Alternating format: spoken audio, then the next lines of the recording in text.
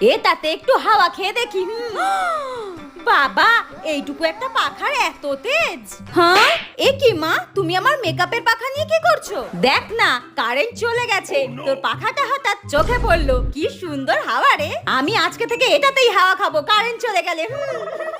ঠিক আছে, যা ইচ্ছা করো।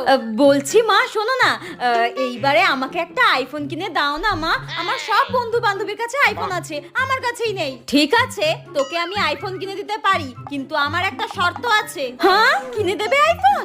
যদি তুই এইবারের পরীক্ষায় অঙ্কে 100তে 80 পাস, তাহলে আমি তোকে আইফোন কিনে দেব। তুমি কোনো চিন্তা করো না মা, আমি এইবারে 100তে 80 কেন, 100তে আমি 100ই নিয়ে আসবো। হ্যাঁ হ্যাঁ, তুই 100তে 100 পাবি? তুই কি আমার সঙ্গে মস্করা করছিস? হ্যাঁ, তো শুরুটা কে করেছিল? তবে রে, তোকে আজকে আমি জুতোটা কই গেল রে? এই তো নে, জানোয়ারের বাচ্চা, বেরো এখান থেকে।